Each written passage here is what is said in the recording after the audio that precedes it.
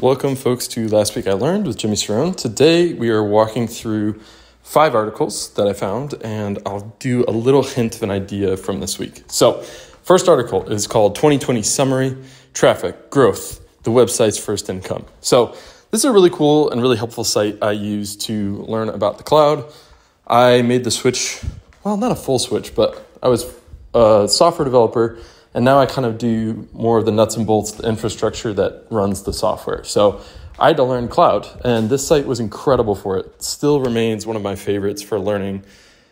And I love getting behind the scenes. And this is such a cool nitty-gritty look at how he grew his site, how much money it makes, what he's tried. I don't know. I love these kind of behind the scenes. So the quote I pulled out from this is, "I've now changed the way I choose articles, and I've changed the way that I write them. Doing so has had a profound effect on both my writing and the amount of traffic I'm seeing." So I think that's such an interesting case where SEO, aka Google, influences how you write and the results it has. I've fought this battle with Google for a long time, and I've actually opted out. I'm actively trying not to optimize for SEO, but it's cool to see how someone went about doing it. So that's article 1. Article 2, I saw this one and my mind just lit up. It's called "Japan Could Build Nuclear Weapons. Why Hasn't It?" And if you know me, you know I freaking love history and I love strategy, and this is just a masterclass. So one of the things that I think Americans misunderstand the most is the influence of Russia in Asia, right? Most of the time I'm thinking about Russia, and especially now, we're thinking about Russia in terms of Europe, but Russia pushes on Asia as well, and it was really complicated during the Cold War.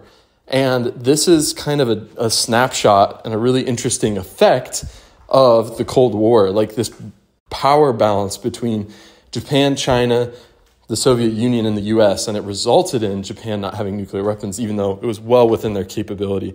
But there's also a really interesting wrinkle coming out of World War II, and that's what the quote is about. "Japan's constitution prohibits the acquisition of offensive weapons, leading to an endless series of linguistic obfuscation about the defensive nature of particular systems. Aircraft carriers, for example, become helicopter destroyers."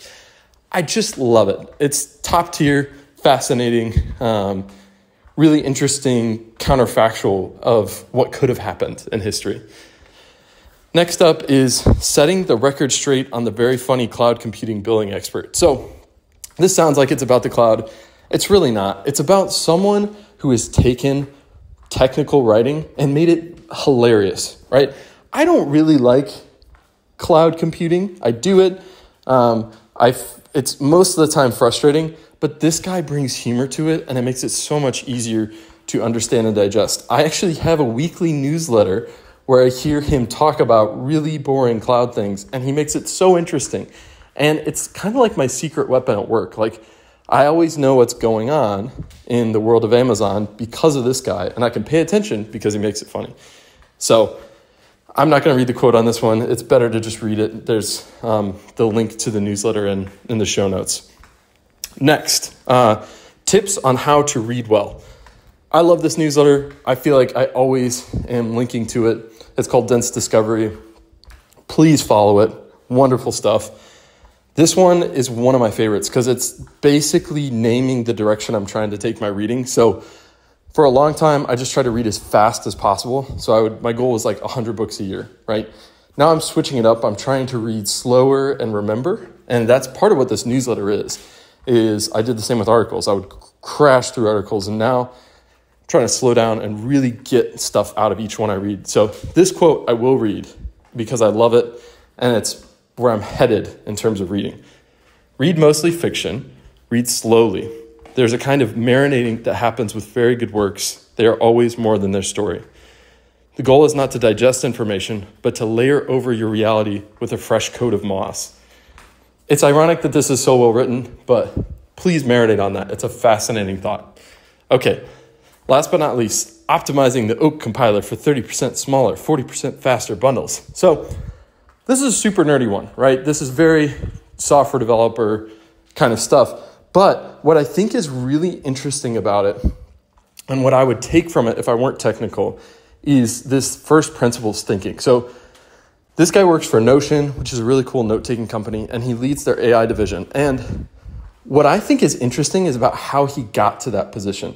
From what I can tell from the outside, he really went back to first principles and understood everything from the basics. So he wrote his own programming language and wrote one version of it, used it on all of his projects, and then Oak, he rewrote based on the first one. And then this article is all about how he optimized the second programming language he wrote from scratch. So I think I want people to take this as an inspiration to think about first principles. I've gotten so much out of just rebuilding a website from scratch, not using WordPress, not using any modern frameworks, just literally using the basics from 30 years ago. And I've gotten so much out of it. So the inspiration here is to think about in your career, in your field, what are the basics and how do you get back to them and understand them incredibly deeply? Because what I think is counterintuitive is he spent all this time on the basics, yet he's now an expert in AI.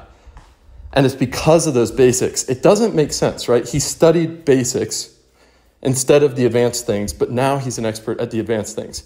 I think that's how it works. That's my theory, at least.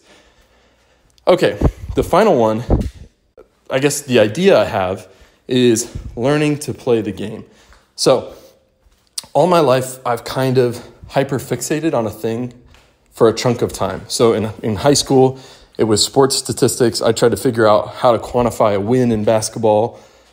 In college, God, it was startups and entrepreneurship. And I've always kind of felt bad about my huge curiosity about a single topic at a time. And I'm finally letting that go. I think it's actually a wonderful thing to try to really learn the game, and it takes everything you have. So I wrote just kind of a manifesto about that, about learning to accept that I get super into things, and that is so okay. So if you're like me, it's not a bad thing. Of course, you have to manage it, but it's a gift, not a curse. All right, folks, thank you so much for joining us on Last Week I Learned, and I hope you have a